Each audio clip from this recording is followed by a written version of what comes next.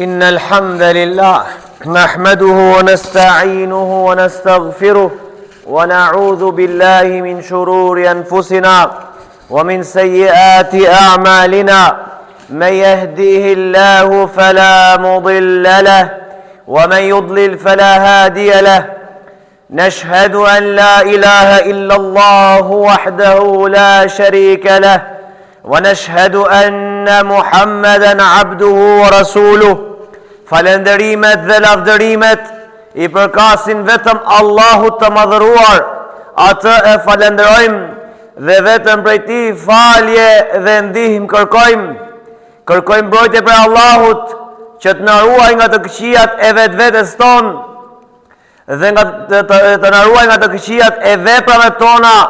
Udhëzon Allahu në rrugën e drejtë, nuk ka kush që ta humb dhe kë e humb Allahu I madhëruar, nuk ka kush që ta udhëzoj dhe drejtoj përpos se me lejen e Tij.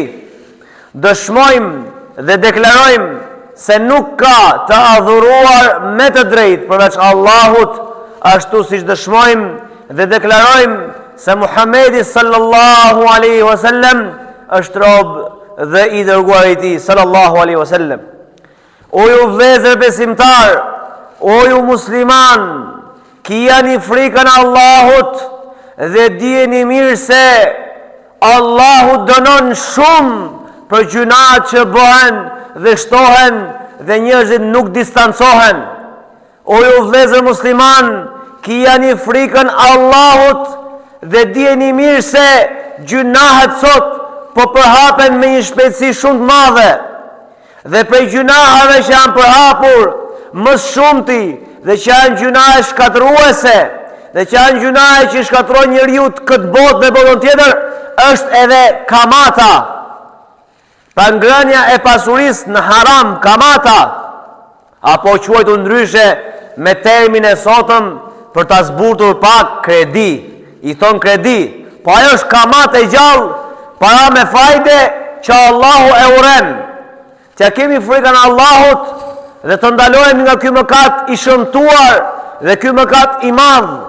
Aq I madh është si mëkat ky, saqë Allahu tha në Kur'anin famëlat: Ya ayyuhalladhina amanu ittaqullah wa dharu ma baqiya min ar-riba in kuntum mu'minin. Thot Allahu I madhëruar: o ju besimtar, imagjino ku që drejtohet Allahu, qafirave, jo besimtarve, budistëve, të krishterëve, jo, besimtarve, sepse Allahu I madhëruar e di mirë se besimtarët e vërtet dhe të sinqertë janë ata që do t'i përgjigjen Allahut dhe do ta pranojnë këshillin e Allahut dhe urdhrin e Allahut. Tha: o ju të cilët keni besuar, kijani frikën Allahut dhe lërni kamatën, lërni kredin, nëse jeni besimtar të vërtet. Një besimtar I vërtet nuk mundet që t'i përlyejë dyert e veta me kamat, apo quajtur ndryshe me kredi. Përveç nëse është rrezik jeta e tij, në këto raste Allahu tregohet I butë me robin e vet, I mëshirshëm me robin e vet.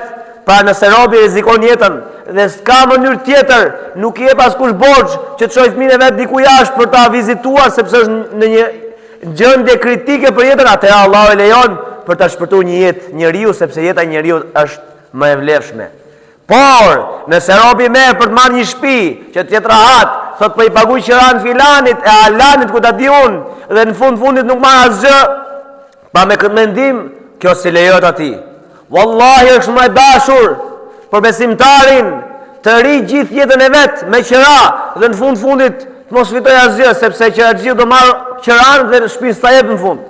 Është më e dashur kjo për besimtarin se sa ta marr shtëpinë, domethënë ta ketë të vetën pas shumë vitesh dhe kur vjen fundi ta ketë hidhur Allahun. Kjo vallahi nuk është gjë e mirë. Prandaj çdo të Allahu, nëse jeni besimtar, lërni kredin, lërni kamatën. Dhe thot Allahu në vazhdim, se dikush thot ase përderisa nuk jam besimtar I mirë, po vazhdoj. Jo, Allah sjell kërcënim më të rëndë se ky. Pra Allahu një për të thot, nëse je besimtar, lë kamatën, nëse quan vetëm besimtar. Dikush thot, unë jam besimtar I dobët, kështu që do vazhdoj. thot Allahu, nëse ju nuk e bëni këtë gjë, pra se lini kamatën, do më thonë ju shijon ajo parja haram, atëherë thot, i keni shpadhur luft Allahut dhe të dërguarit i tij sallallahu alaihi wasallam. O vëllezër, kush mundet t'i dal ball Allahut dhe të dërguarit e tij sallallahu alaihi wasallam? Kush mundet ta fitoj luftën me Allahun dhe të dërguarit e tij sallallahu alaihi wasallam? Allahut i përket çdo gjë që është në qiell dhe në tokë. Çdo gjë është e Allahut. Allahu i madhëruar të dërgoj insekte të vogla, me shumicë, me miliona. Wallahi s'ke jetë të rehatshme. Imagjino me këto ushtrit vogla, po Allahu ka ushtrit pa numërta. Prandaj nëse ti shpall luftë Allahut, mendon se do ja dalësh? Jo, pash Allahun kur s'ke për të dalë. Prandaj, robi kur me kamat apo kredi, le të mendon një herë, të thot, ore, Allahu më ka shpall luftë mua, që do të thot Allahu do mallkoj, do më largoj nga mëshira e vet. Atëherë mos ta marr kamatën. Ai që ka marr kredin, të heq dorë sa më shpejt jetë e mundur. Se çfarë thot Allahu? Wadharu ma baqiya min ar-riba. Dhe lëreni kamatën që ju ka ngelur në pronësinë tuaj. Lëreni, hiqeni, hiqni dorë nga ajo. Se ajo është shpallje luftë me Allahun dhe të dërguarin e tij sallallahu alaihi wasallam. Allahu na urojë rabbil alamin. E nëse pendoni thot Allahu, prandaj pastaj Allahu edhe pendimin ju pranon. Nëse ti e le kamatën, kredin, Allahu ta pranon pendimin, se Allahu është pendim pranues. Allahu është i mëshirshëm, i butë në robën e vet. Prandaj nëse ti e le këtë mëkat shëmtuar, ke përfitu mirësi si në këtë botë edhe në botën tjetër. Thot pejgamberi sallallahu alaihi wasallam, kërcënim tjetër, lahan Allahu akila ar-riba wa mukilahu wa katibahu wa shahidayhi. Ka thot pejgamberi sallam, mallkimi i Allahut qoftë mbi atë që e ha kamatën. Mallkimi i Allahut është mbi atë që e jep kamatën, që ja mundson atij tjetrit që ta marr kamatën. Domethënë, mallkimi i Allahut do të qoftë edhe për atë që nënshkruan, thjesht nënshkruan. Edhe mallkimi i Allahut edhe mbi të qoftë thot pejgamberi sallallahu alajhi wasallam. Dhe mallkimi i Allahut qoftë mbi dy dëshmitarët. Pa ato dëshmitarët që rinë aty për dëshmuar se ne dëshmojmë për këtë person që mund ta kthej kredin që ka marrë apo kamatën që ka marrë. Pra imagjino, ai që rëndesh kamata o vëllezër, kredia, sa që pejgamberi sallallahu nuk ka mallku vetëm ato që e han.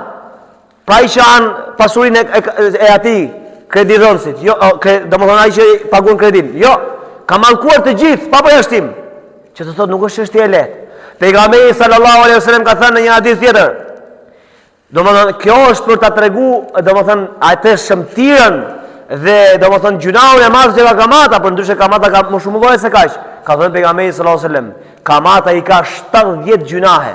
Dhe arabët kur përdorin numrin 70 e përdorin për diçka domethënë të tepruar, e kuptoni domethënë, për të treguar diçka të madhe.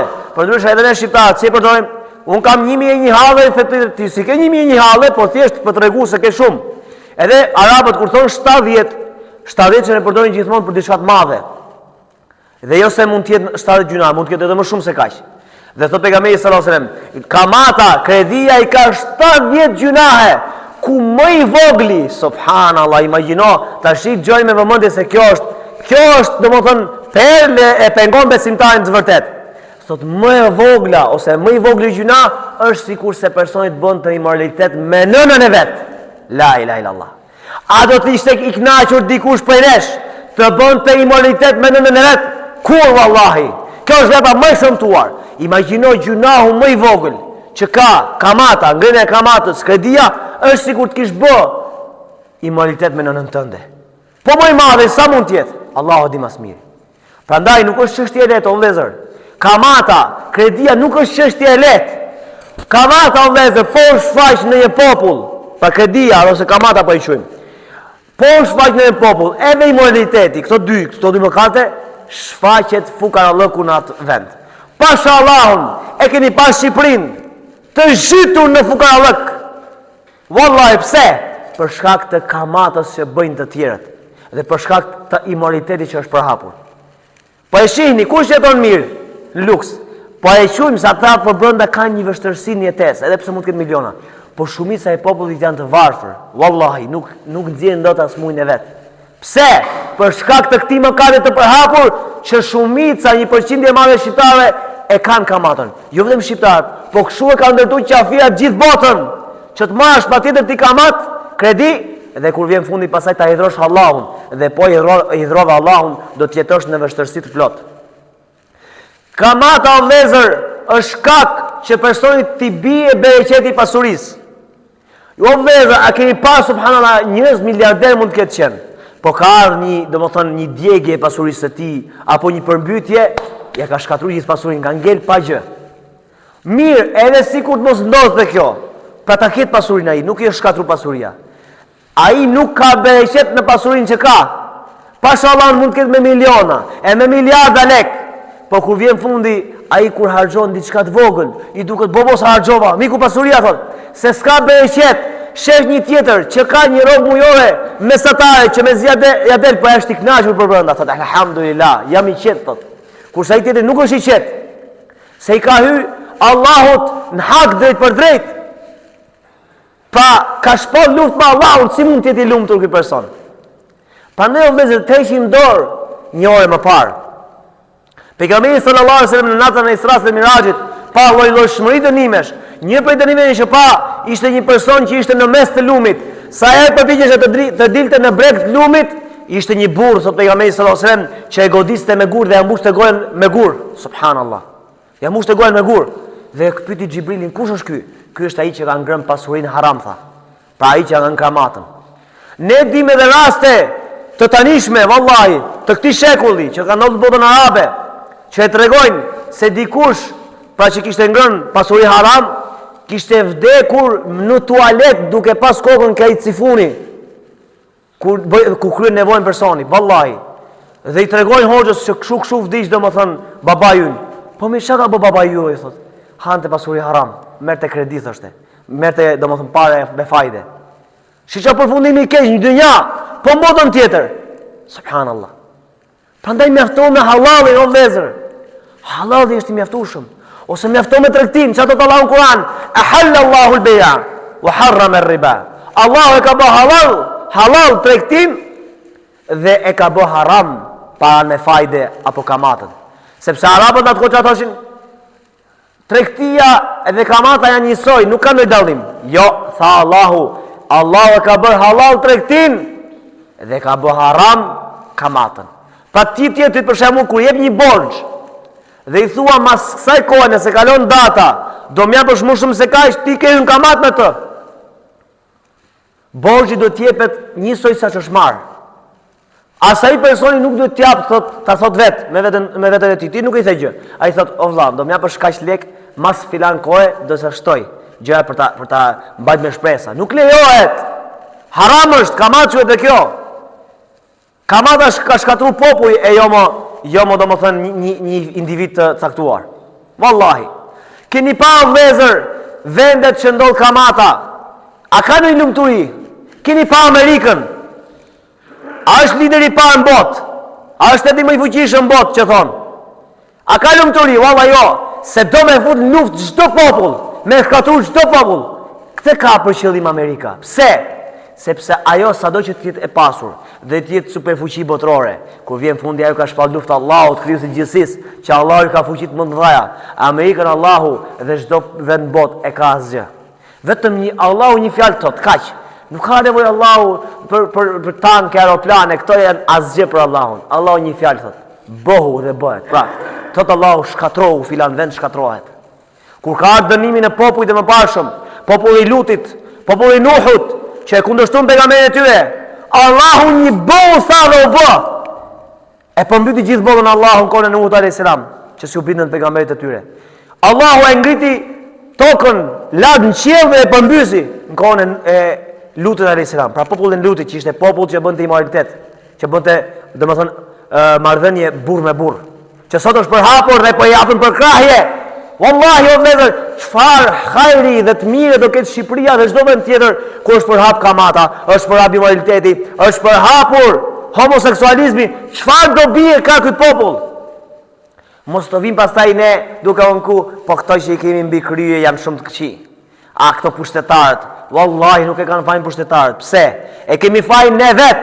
Ata kanë peshën e gjunaut tyre, po ne kemi edhe peshën e gjunaut ton. Thot Allahu, inna Allahe la yughayyiru ma bi qaumin hatta yughayyiru ma bi anfusihim. Ky është rregull hyjnor, ky është rregull që ka caktuar Allahu dhe nuk mund ta ndryshojë njeri. Thot Allahu, Allahu i madhëruar nuk e ndryshon. Çfarë do të thotë? Nuk e ndryshon gjendjen e një populli përderisa ai popull nuk ndryshon vetën e vet. Nëse populli është në skamje të plot, në varfëri të plot, në siklet të plot, nuk ka për të ardhur ndihma e Allahut, nuk ka për të ardhur pasuria pa ndryshuar kujt popull vetën e vet. Edhe kundërta, nëse një popull ka gjithë të mirat, i ka gjithë të mirat, i vijnë gjithë të mirë nga çdo anë, ka qetësi, ka paqe. Allahu këtë gjendje të mirë që e ka nuk e ndryshon aty përderisa ata nuk fillojnë të bëjnë gjunahe. Kur fillojnë të bëjnë gjunahe, pastaj Allahu e ndryshon gjendjen. Prandaj Allahu thon Kur'an dhe Allahu ka sjellë shembull popullin e Mekës. Popullin e Mekës në atë kohë kishte gjithë të mirat, edhe në këtë kohë alhamdulillah, Saudia alhamdulillah ka të mirat. Po ky ajet është deri ditë Kiametit për të na dhënë shembull neve. Për tha Allahu solli shembull popullin e Mekës. Ata ishin të qetë, nuk kishin luftra, ishin në paqe, ishin të ngopur, ju vinte rreziku pasuria nga çdo anë. Subhanallahu, nga çdo anë u vinte pasuria. Mirë, po ata e mohuan mirësinë e Allahut. U treguan mos mirënjohës ndaj Allahut, u treguan për shkel ndaj Allahut. Dhe Allahu thot, Allahu i dënoi me varfëri, i dënoi me uri, i dënoi me etje dhe pasiguri. Imagjino ata ishin mirë, po sepse ata e kundërshtuan Allahun, e mohuan mirësitë e Allahut, Allahu solli dënimin. Prandaj o vëllezër, mos shpresoni kot që të vi, ne që po jetojmë në Shqipëri, që të vi ndihma e Allahut në Shqipëri, e të jemi të gjithë pak të rahat, të jetojmë rahat, mos kemi borxhe, mos kemi siklete, mos kemi halle, mos kemi pasiguri. Mos prisni kot, mos shpresoni kot, nëse s'fillojmë nga vetja jonë. Nëse ti je kredimarrës, kamatmarrës, e anë kamatën, mos prit që të sjell Allahu subhanallahu ndryshim. Nga vetja filloje, e le kamatën për vete, këshillo tjetrin, e la tjetri, fillon tjetri, kështu përhapet dhe pastaj zhduket zullumi. Pastaj kur të thuhet në popull për kamat, ju japim kredi 0%, gjithë shumica e popullit kur të jenë bërë të tillë si puna jote që e ke lënë kamatën, wallahi do ta urrejnë këtë mëkat dhe do ta sulmojnë këtë mëkat dhe s'ka çare derman ai tjetri vetëm se ta largoj kredin fare. Dhe kur të largohet ky mëkat i madh që është shpallje luftë me Allahut dhe domethënë gjunau më i vogël që përfiton nga ky mëkat është sikur të kesh bëj marrëdhënie me nënën tënde, atë padyshim se duke larguar nga ky mëkat do vi bereqeti, do vi mirësia, do vi siguria, dhe kur të largohen edhe njerëzit nga immoraliteti, do vi siguria dhe paqja, largohet fukaralloku. E qartë o vëllezër, kjo është domethënë ajo që neve na duhet ta përhapim me të madhe dhe të mos u themi të tjerëve tu ajo bëj qefin me kredieti, ajo mirë ke bë. Jo vallahi, thuj nuk e bë mirë kredia. Pasha Allahun, më rastisi njërin taksi duke ecur me të. Tha, unë ka marrë 2 kredi, tha, nga 150.000 lek, nuk kanë shumë 150.000 lek. 150.000 lek, edhe një kredi tjetër 150.000 lek në një bank tjetër, sa 300.000 lek. Nuk janë shumë po ta marrë shu. Po tha, unë zi jeta, nuk po i paguaj dot. Pse? Sepse Allahu si e beqet ti personi. Nuk i e beqet Allahu, harrojeni o vëllezër. Pasha Allahu nuk i e beqet Allahu. Qoftë edhe 1 cent me kredi nuk ka hajër. Prandaj o vëllezër duhet flasim shumë në këtë tema. Javës së kaloi fola për rishvetin që është prap edhe rishvetin me shumicë. Edhe elhamdulillah inshallah merrni mësim nga kjo. Sot ju flas për kamatën, e radhës tjetër është për immoralitetin që këto nuk mëkate na shkatrojnë në shoqërinë. Wallahi billahi tallahi na shkatrojnë shoqërinë dhe duken sikur janë normale. Edhe i vlerësojnë kredi me 0%, me 0.5% të bëj kështu. Gara kur e bën me përqindje më të ulët. Pa e kredi është fundja kamat mbetet. Fundja mbetet luftë me Allahun dhe pikë, mbaroi çështja. Kështu vëllezër ta kemi frikën Allahut te baraka ve teala, të jemi të vetëdijshëm se çfarë po bëjmë. Të mos e shohim diçka të lehtë. Gjunau ta jep pasojën më mbrapa, qoftë këtë botë, qoftë edhe në botën tjetër. Wallahi billahi tallahi. Ai më e vogël që mund të kesh është që ti s'ke qetësi. Edhe sikur të kesh miliona, ke fituar nga kredia, miliona lek. Por vetëm domethënë qetësia që nuk ke në shpirt mjafton si dënim për ty. Wallahi. Keni pa në një njëri miliarder që i ka bë me gjatë pista lekët e veta, apo që i ka bë domethënë me kredi edhe me kamat, keni pa ti i lumtur? Jo vallahi. Hallet dhe sikletet e poshtrojnë dhe e rrethojnë nga gjitha anët. Ta kemi frikën Allahut. Të pendohemi tek Allahu. Ta ndjejmë mbikëqyrjen e Allahut. Allahu është i madh. Allahu Ekber. Allahu është më i madhi. Allahu Gjelle Gjelalu, i lartë madhërishëm është ai, i plot fuqishëm është ai. Subhanallahu, është i madh. Dhe jep mirësi pa fund. Dhe rizkun Allahu e ka në dorë. Dhe Allah të furnizon nga halali, nga ti se pret, por duhet të jesh i sinqert. Çfarë thot Allahu më në Kur'an? Wa man yattaqillaha, KPK është kjo. Për ata që justifikojnë, po çfarë bëj? Kështu kanë ardhur situata, nuk mundem. Thot Allahu, wa man yattaqillaha yaj'al lahu makhraja wa yarzuqhu min haythu la yahtasib. Kush ka frikën e Allahut, Allahu do ta furnizojë nga nuk e pret. Yaj'al lahu makhraja, do t'i bëjë rrugëzgjidhje nga çdo ngushticë që është ngushtuar jeta e tij. Pasha Allahun. O vëllezër, Allahu i madhëruar nuk i jep do të me bollëk njerëzve shumë, sepse ata bëjnë mosminjos pastaj. Se Allahu thot, sikur Allahu ta kishte hapur rizkun e tij, pasuritë ja kishte dhënë njerëzve, pa mas, njerëzit të shtruheshin. Pse? Se njeriu ku ka vetëm rahati, ka parë shumë, bëhet mendje madh. I kemi pa shembujt më kryesor, kemi mbretërit që kanë pas pasuri maramëndse, kemi edhe pushtetarë që kemi mbi krye. Sa më shumë pasuri të kenë, aq më shumë i shtypin njerëzit dhe aq më shumë duan të glaborojnë. Pra njeriu nuk gopet ndonjëherë. Thot pejgamberi sallallahu alaihi wasallam në një hadith sakt, thot njeriu sikur të kishte një kodër me ar, me flori, një kodër, do të dëshironte një tjetër. Po ta kishte një dytë, një tretë. Njeriu nuk gopet ndonjëherë. Prandaj Allahu nuk i jep njerëzve me bollëk se do të bësh një mosminjos ndaj Allahut. Ata me kaq e bën mosminjos, ajo t'ia hapte nga të gjitha dyert. Por ama Allahu i jep, domethënë me caktim çdo kujt që ta di vlerën e Allahut, ta di Allahut, se Allahu është furnizues. Prandaj vëllezër, të kemi frikën e Allahut, të pendojmë ke Allahu, të mendojmë mirë për Allahun, të dimë se Allahu ka çelësat e rrezikut edhe furnizimin dorë. Dhe pastaj do të na ecë jeta mbar. E nëse ne mendojmë se Allahu s'po na ndihmon dot, Allahu nuk na e pluson dot kushtet, atëherë vallahi kemi menduar keq për Allahun, kemi menduar keq për krijuesin ton. Imagjinoj ai na ka kriju neve, na e di çfarë dum neve dhe pastaj ta akuzojmë Allahun se nuk ka mundësi Allahu. Vallahi ky është turp i madh. Allahu na fal, Allahu na përmirësoft, Allahu na udhëzoft, Allahu na drejtoft, Allahu na fal dhe na mëshiroft. Elus Allahu na madhuroj që këtë popull ta udhëzoj, ta largoj nga haramet, e sidomos nga kamata që folëm sot, se ajo është mëkat shumë i shpifur, mëkat shumë i rënd, mëkat që e dhron Allahun te bareke ve teala dhe që i shpall luftë Allahut te bareke ve teala dhe të dërguarit i tij sallallahu alaihi wasallam. أقول ما تستمعون واستغفر الله لي ولكم ولسائر المسلمين من كل ذنب فاستغفروه إنه هو الغفور الرحيم.